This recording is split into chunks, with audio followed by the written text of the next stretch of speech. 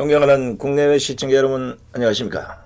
10월 15일 손상대 TV 오전 방송을 시작하겠습니다. 시청자 여러분, 어제 조국의 예고 없는 사태로 인해서 떠들썩한 오후였는데 기분들 어땠습니까? 당초 패스트트랙에 올라있는 이 공수처 법안을 민주당이 무리수를 두어서 통과시킨 후에 조국이 사퇴하는 11월 퇴진설보다 훨씬 빠른 사퇴였기 때문에 모두를 놀라게 했습니다. 제가 그제 이미 조국이 11월 안에 사퇴를 할 것이다 이렇게 예고방송을 내보냈습니다마는 어떻게 그걸 알아차리고 어제 갑자기 사퇴를 하는지 역시 조국입니다. 그런데 더 이상했던 것은 당일 검찰 특수부 축소 폐지를 중심으로 한 검찰 개혁 방안을 직접 발표한 지 불과 몇 시간 되지 않는 이 3시간 만에 본인의 사퇴 의사를 밝힌 게 아니겠습니까? 그렇기 때문에 조국의 사퇴를 두고 그리고 또 그 배경에 대해서 많은 의견들이 지금 분분하고 있습니다. 이야, 조국 그 뻔뻔하게 버티더니 이렇게 쉽게 물러날 줄 누가 알았겠습니까? 일단은 오늘 국정감사가 법무부 국정감사가 있습니다. 거기에 조국이 출석해서 야당 의원들의 그 질문에 답을 해야 될 텐데 이 과정에서 거짓말을 하게 되면 위정죄로 처벌 대상이기 때문에 사퇴를 결심할 수밖에 없었다. 왜냐하면 이것까지 거짓말을 할 수는 없기 때문에 1년 이상 10년 이하 처벌을 받을 수 있다는 이 위정죄 때문에 사퇴를 결심했다. 뭐 이런 얘기도 있고, 민주당의 이해찬이 지난주 일요일에 조국에게 사퇴를 압박했다. 뭐 이런 얘기도 있고, 검찰에서 결정적인 증거가 나와서 더 이상 장관직을 수행할 수 없다는 이런 또 분석도 있고, 뭐 노트북이 발견돼서 꼼짝을 못하게 생겼다. 뭐 이런 얘기들까지 하여간 다양한 분석들이 지금 쏟아져 나오고 있습니다. 저는 그 중에서도 청와대가 조국 사태의 본질이다. 무슨 얘기냐면 청와대가 이번 사태의 배경에 있다. 가장 타당하다는 생각입니다. 즉 문재인이 조국을 버린 거죠. 이제 뭐 그 정도 써먹었으면 됐어. 보내. 지금 위정죄보다 더 큰 범죄 혐의가 수도 없이 쏟아지고 있는 이 상황에서 조국이가 위정죄 가지고 국감 출석을 걱정해서 사퇴했다는 것, 그건 아닐 겁니다. 그동안 조국이 국민들에게 얼마나 뻔뻔하게 나왔던 그 거짓말들을 볼 때 이건 좀 조국을 몰라서 하는 이야기 같기도 합니다. 거기에다 조국에게 이해찬의 말이 먹힌다? 안 먹힌다? 먹히겠습니까? 안 먹힐 겁니다. 어떤 상황을 보더라도 조국은 현재 검찰개혁보다는 자신과 자신의 일가의 수사에 더 초점을 맞춰야 할 수밖에 없는 실정입니다. 그렇다면 법무부 장관 자리에 눌러붙어서 있으면서 계속해서 검찰을 압박하는 것이 수사를 대응하는 데 훨씬 유리할 것인데 이해찬이 물러나라고 해서 그렇게 쉽게 물러날 것 같았으면 조국이 아니죠. 조국에게 당신 물러나 이렇게 말할 수 있는, 이렇게 지시할 수 있는 사람은 오직 한 사람, 바로 문재인입니다. 제가 최근 정보들을 이렇게 쭉 한번 종합해 볼 때 청와대가 일단 조국에게 사퇴 날짜를 3가지를 주고 이 중에 택이라고 요구를 했을 거로 봅니다. 그러니까 조국이 이 중에 가장 빠른 날짜인 어제 14일을 골라서 사퇴를 발표했다. 아마 이것이 정답일 거라 예상해 봅니다. 어차피 물러날 거면 국감장에 가서 쪽팔리고 위정죄로 고발당하는 것보다는 이 시점에서 물러나는 게 맞겠다. 뭐 택했겠죠.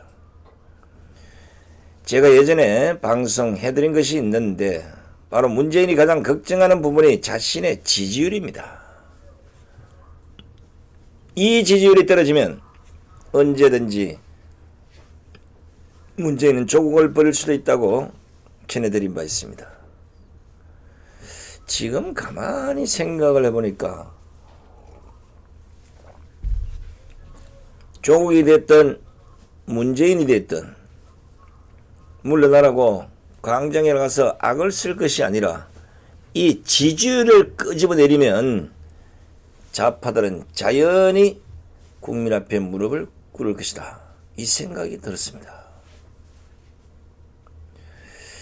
사실 문재인의 지지율 그리고 민주당의 지지율이 좀 더 떨어져야 조국을 버릴 것이라 예상했는데 이것이 제가 13일 방송했던 적어도 10월 말일이나 11월 딱 들어가면 지지율이 곤두박질 치면 그때는 조국을 버릴 것이다. 이래서 제가 11월 퇴지설을 방송을 했었는데 방송 나가니까 어떻게 알았는지 어제 갑자기 사퇴를 해버렸습니다. 이 정도로 조국의 마음이 급하리라, 이 정도로 문재인의 마음이 급할 줄이야 저도 예상을 못했습니다. 생각을 해보면 이 문재인의 급한 마음은 적어도 사흘 전인 11일부터 감지가 됐습니다. 지난 11일 청와대가 대검에 갑자기 연락을 해서 법무부와 직접 만나서 검찰 개혁 방안을 논의하라고 지시를 하고 13일에는 휴일인데도 불구하고 검찰 개혁과 관련됐다는 이 정권의 모든 실세들이 한자리에 모여서 고위 당정청 협의회를 열었습니다. 그리고 결국 14일 오전 검찰개혁 방안이라며 그동안 판박이처럼 앵무새처럼 되뇌었던 것을 한 번 더 되풀이하는 발표를 하고는 3시간이 지난 후에 조국은 전격 사퇴를 한 것입니다. 이런 일정들을 보면 뭔가 급한 게 보이지 않겠습니까? 검찰개혁이 무슨 아이들 회의하는 것도 아니고 11일에 만나고 13일에 만나고 14일 발표하고 사퇴시키고 이러니까 검찰개혁으로 하는 발표가 모두 똑같은 말을 그대로 되풀이하는 수준밖에 되지 않았다는 것입니다. 검찰개혁이 아니라 바로 조국을 위한 조국 사퇴를 위한 포장술에 불과했다는 겁니다. 검찰개혁을 위해서는 국회에서 법안을 처리하든지 아니면 대통령령을 바꿔야 하는데 그 지나온 짧은 시간들을 보면 이것은 문재인이 조국이 사퇴 시간보다 뭔가는 포장을 해서 조국이 너무 고생했던 사람이다. 이런 식으로 해서 쫓아내기 위한 수순이 아닌가. 제 판단이 어느 정도 맞을 수도 있다고 저는 생각합니다. 그렇다고 문재인이 조국을 매몰차게 내쫓을 수는 없었을 것입니다. 왜냐? 조국이 누굽니까? 지금까지 보여준 그 끈질긴 면모, 바로 문재인 정권에서 2년이 넘게 민정수석으로 있었던 사람입니다. 그러니까 문재인 정권의 실세들에 대한 정보 수도 없이 조국이 가지고 있을 거라고 보는 것입니다. 그러니까 조국 삐지게 하면 이 정권도 날아가는 것 거의 시간 문제라고 볼 수 있지 않습니까? 제가 방송에서 수차 강조했던 것이 우파 보수는 분열에 망하고 좌파들은 고집에 망한다고 했습니다. 서로 고집을 건들면 내부 분열이 일어나고 그 내부 분열은 서로 살아남기가 아니라 서로 때려 죽이기 위해서 싸움을 벌이다가 결국은 다 죽는다는 얘기입니다. 그러니까 무리하게라도 검찰 개혁을 하고 있다는 이런 뉘앙스를 국민에게 최대한 하고 조국을 검찰 개혁을 위해 최선을 다하고 그리고 초석을 마련한 장관처럼 이미지를 만들어서 명예퇴직시키려고 문재인이 그렇게 부단히도 노력한 것 같다는 생각 동의하십니까? 왜냐하면 문재인이 조국 사태와 관련한 그 모두 발언을 보면 이런 뉘앙스가 많이 스며 있습니다. 어제 문재인의 모두 발언 내용 중에 일부를 들려드립니다. 검찰 개혁에 대한 조 장관의 뜨거운 의지와 이를 위해 온갖 어려움을 묵묵히 견디는 자세는 많은 국민에게 다시 한번 검찰 개혁의 절실함에 대한 공감을 불러일으켰다. 이렇게 말하지 않았습니까? 여기 잘 한번 보십시오. 검찰 개혁에 대한 조 장관의 뜨거운 의지와 이를 위해 온갖 어려움을 묵묵히 견디는 자세는 많은 국민에게 다시 한번 검찰 개혁의 절실함에 대한 공감을 불렀겠다. 반대잖아요. 이 꼬라지 때문에 59%의 국민들이 열받아서 뚜껑이 열렸어 문재인 하야를 외쳤던 게 아니겠습니까? 그 뻔뻔함에 오히려 국민들이 공감을 한 게 아니라 분노를 했다는 겁니다. 문재인은 또 조 장관이 발표한 검찰개혁 방안은 역대 정부에서 오랜 세월 요구됐지만 누구도 해내지 못했던 검찰개혁에 큰 발걸음을 떼는 일이다. 자신의 모두 발언 발표 전문에 5분의 1을 할애하면서 조국 띄워주기에 바빴던 것입니다. 어제 얼굴이 벌겋게 달아오는 채로 발표하는 거 시청자 여러분들 보셨는지 모르겠습니다. TV 안 보니까 안 봤을 수도 있겠죠. 한번 보세요. 한번. 여보시오. 국민들은 검찰개혁의 절실함 때문에 강장으로 나간 것이 아니라 이 나라의 불의에 맞서기 위해서 거리로 나간 것이란 거 제가 수천 말씀을 드렸는데도 이걸 왜 못 알아들으십니까? 검찰개혁 지금 안 한다고 해서 나라 망하는 것도 아니고 정경심 조국 구속 이후에도 검찰개혁 할 수 있습니다. 오히려 그때 하면 국민들의 온갖 지지를 다 받을 수도 있어요. 조국이보다 검찰개혁 더 잘할 사람도 수두룩해. 나한테 맡겨. 그런데 왜 하필이면 조국을 법무부 장관에 세우고 그 시간 이후부터 검찰개혁을 들고 그렇게 설쳐댔는지 이제 그 민낯이 드러나니까 쪽팔리지 않습니까? 조국이 어려움을 겪는 그 이유는 자신과 자신의 일가가 그동안 해왔던 이 다양한 범죄 혐의에 대해서 인정하지 않고 오히려 국민들에게 계속해서 거짓말을 해왔기 때문에 어려움을 겪는 게 아니겠습니까? 그런데 그런 조국을 끝까지 어떻게든 보듬어 주려고 그렇게 노력하는 것을 보면 이거는 의리보다는 문재인이 확실히 조국에게 무언가 발목이 잡힌 게 있지 않으면 뭐 좀 두려운 게 있다. 심리학적으로 보면 이런 것들이 좀 보이고 있습니다. 사실 그 문재인의 모두 발언 전문을 보면 다소 뚱딴지 같은 소리를 하는 게 이뿐만이 아닙니다. 조국의 이야기를 하다가 갑자기 언론의 역할을 다시 한번 깊이 생각할 수 있는 소중한 기회가 되었다. 난데없이 언론을 언급합니다. 거기에다가 언론의 역할은 정부가 개입할 수 있는 영역이 아니다면서 언론 스스로 그 절박함에 대해 깊이 성찰하면서 신뢰받는 언론을 위해 자기 계획에 노력을 해줄 것을 당부드린다. 이런 말을 했습니다. 이게 조국이와 무슨 상관이 있습니까?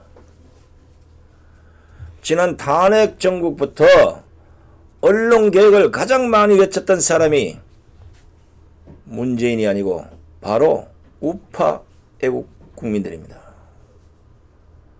그때는 언론의 단물을 빨아먹느라고 아무 말도 하지 않다가 지금 와서 여론이 자신들에게 불리해지니까 이제 검찰개혁에다가 언론개혁을 살짝 붙여서 이러쿵 저러쿵 하는 것을 보면 아직도 문재인은 무엇이 잘못된지를 파악을 못한 것 같습니다.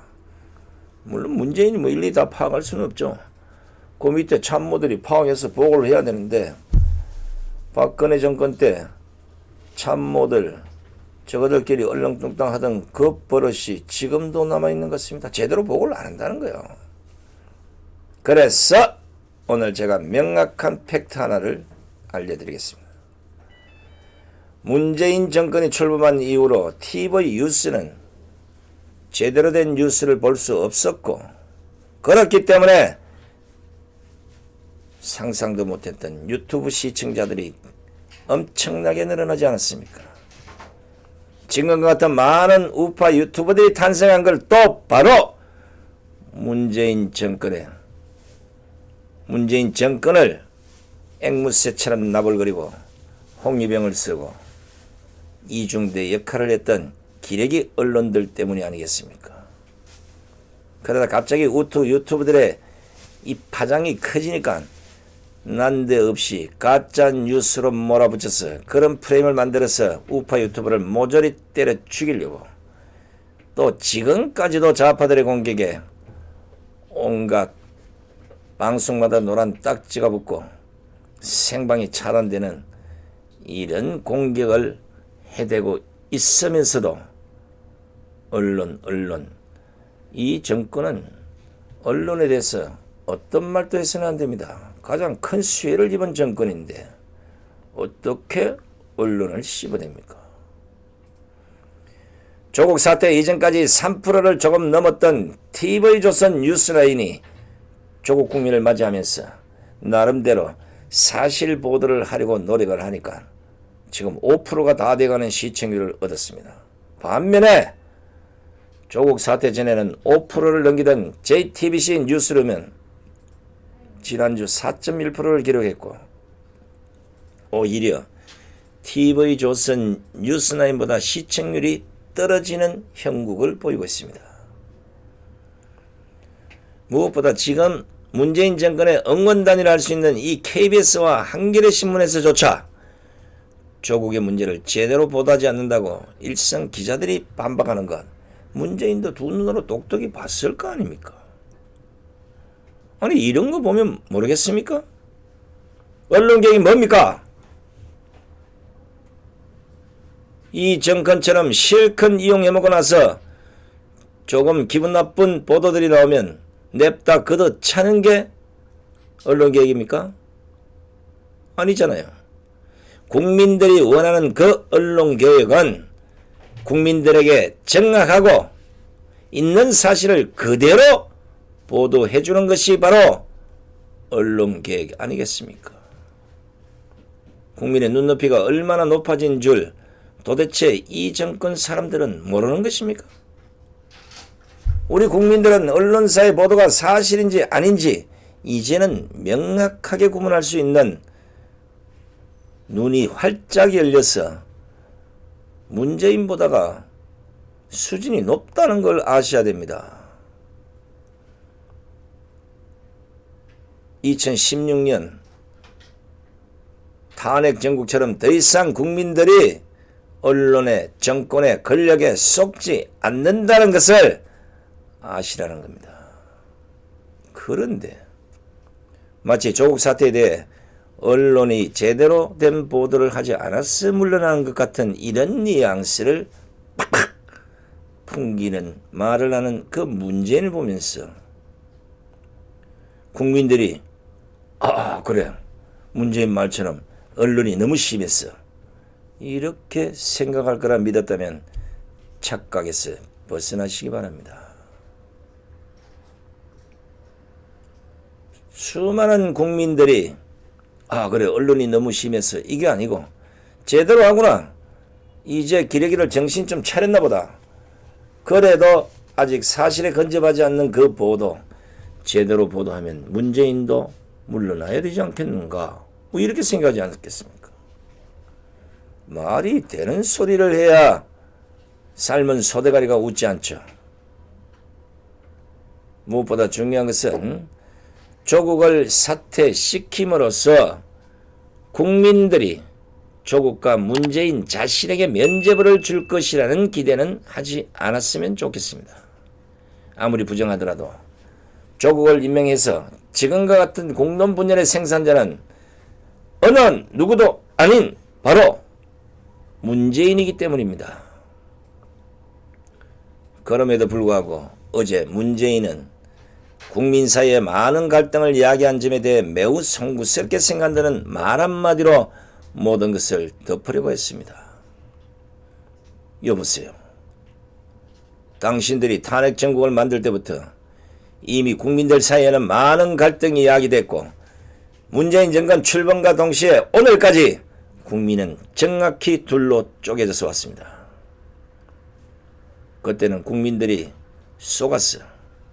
못 모르고 촛불을 들고 못 모르고 당신들 편을 들어줬을지는 모르겠지만 이제 당신들의 그 거짓의 민낯이 모조리 발각되고 드러나다 보니까 국민들이 양심을 속일 수 없기에 당신들에게 등을 돌리니까 이제야 국민 사이에 많은 갈등이 야기되었다고 말하는 게 이게 가당키나 한 얘기입니까? 시청자 여러분 보십시오. 아직도 정신을 덜 차렸습니다.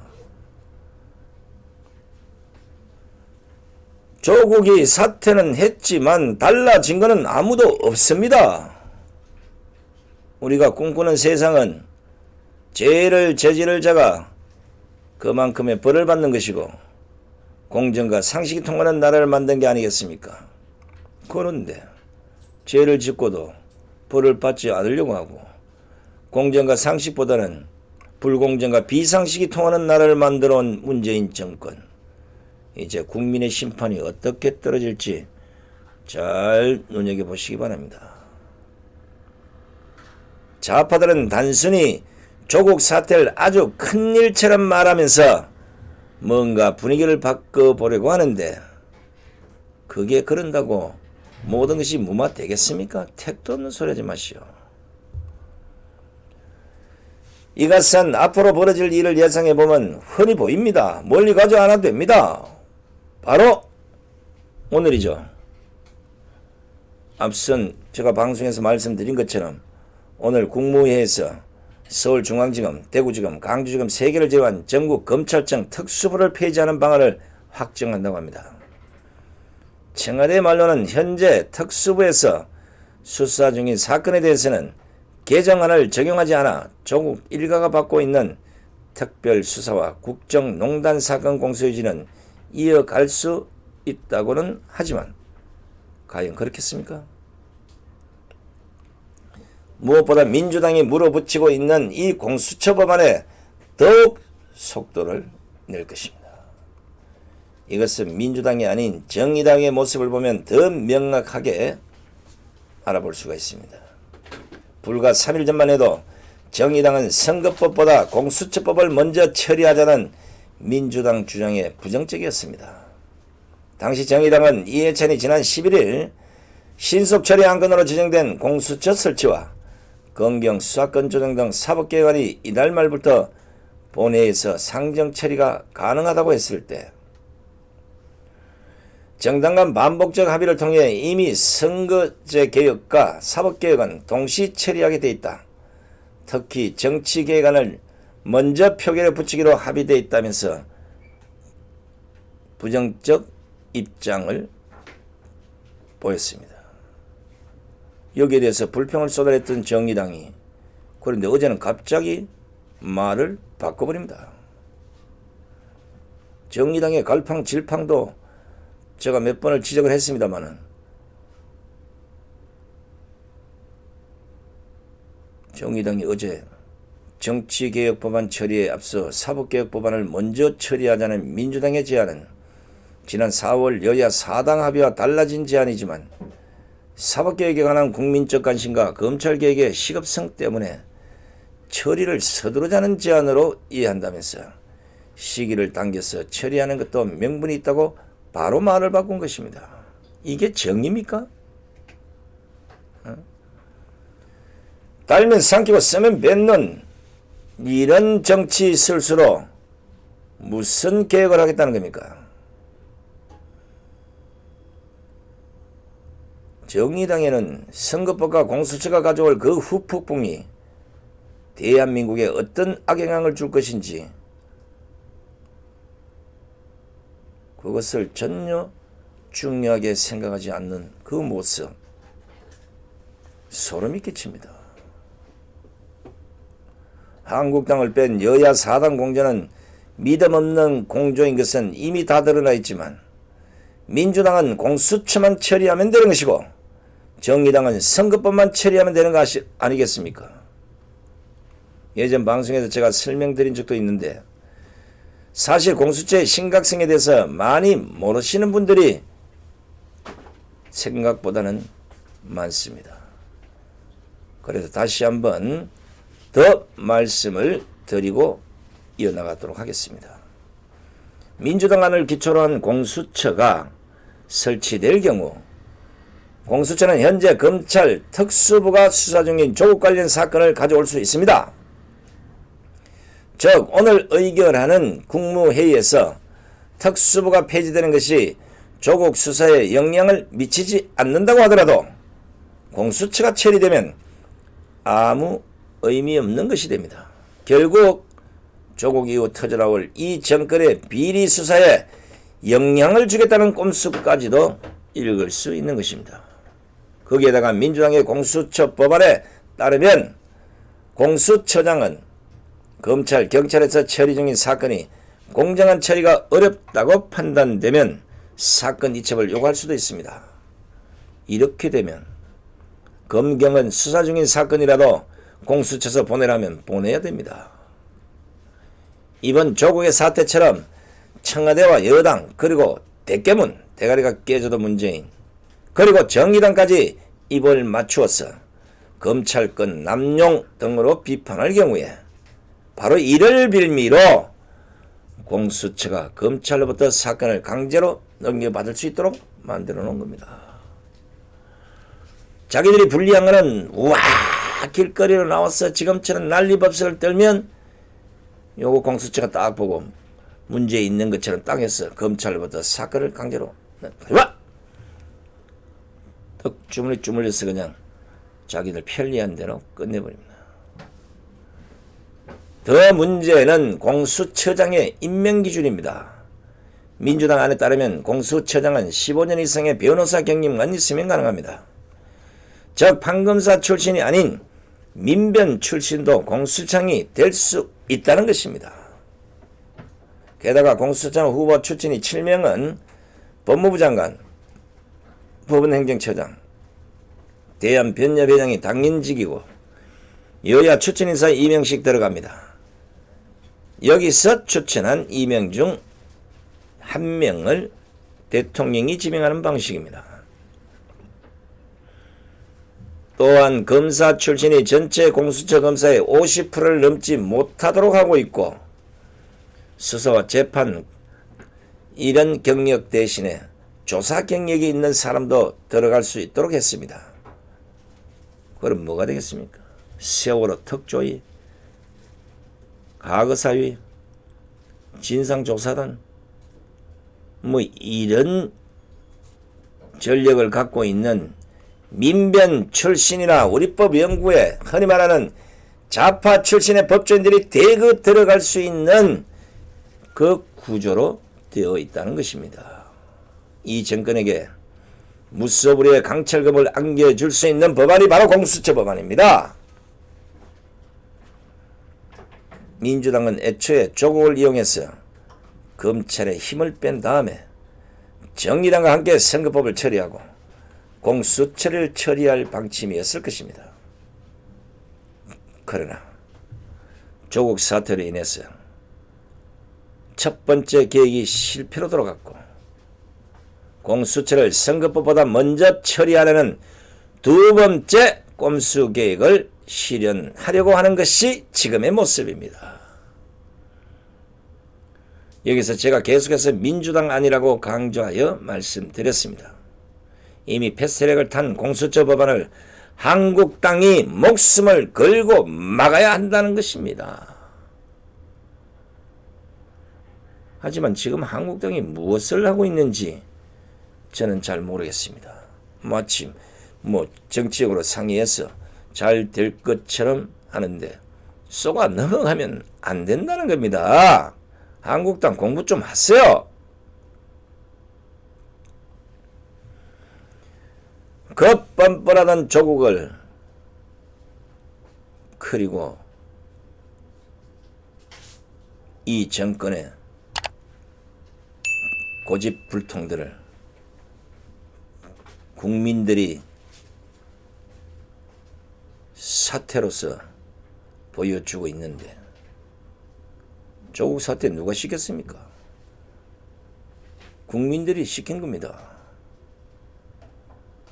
그랬으면 조국보다 더한 공수처라는 쓰나미가 몰려오고 있는데도 한국당은 공수처 법안의 부당성에 대해서 얼마나 국민들에게 알렸고 현재 어떻게 대응하려고 하는지 국민들이 전혀 모르고 있습니다. 들려오는 소리도 없습니다. 내년에 총선이 있다고 하더라도 이미 공수처 그리고 선거법 통과된 이후에 선거 이기면 뭐합니까? 칼자루는 좌파들에게 넘어가 버렸는데 제가 말씀드린 것처럼 한국당은 단순히 금배지 달기 위한 목적을 두고 지금과 같은 전국을 헤쳐나가려고 하면 절대 안 됩니다.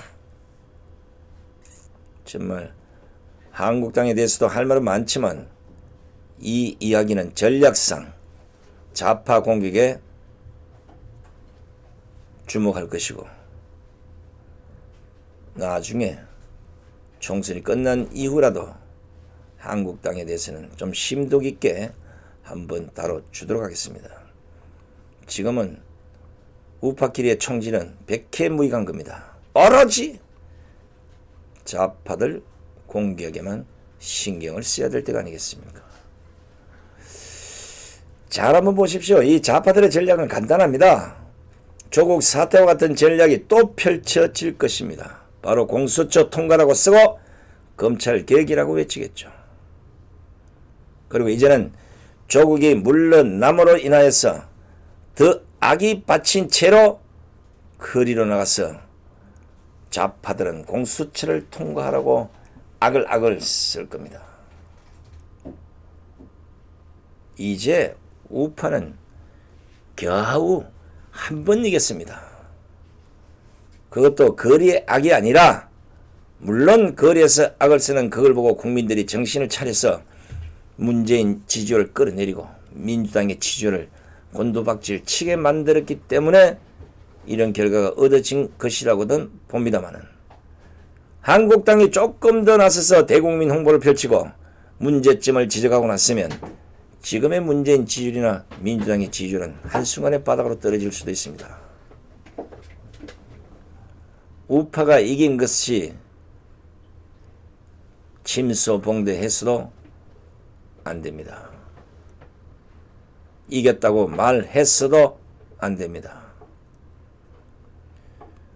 수차 말씀드리지만 지금의 이 싸움은 진영 논리가 아닌 거짓과 진실의 싸움입니다. 양심과 윗선의 싸움입니다. 선과 악의 싸움임을 국민 여러분 아셔야 됩니다.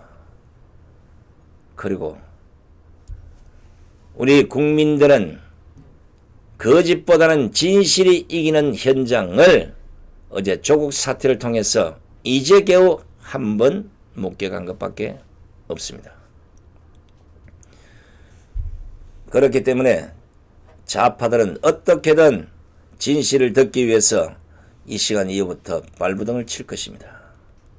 앞서 말씀드린 것처럼 아직도 바뀐 것은 하나도 없습니다.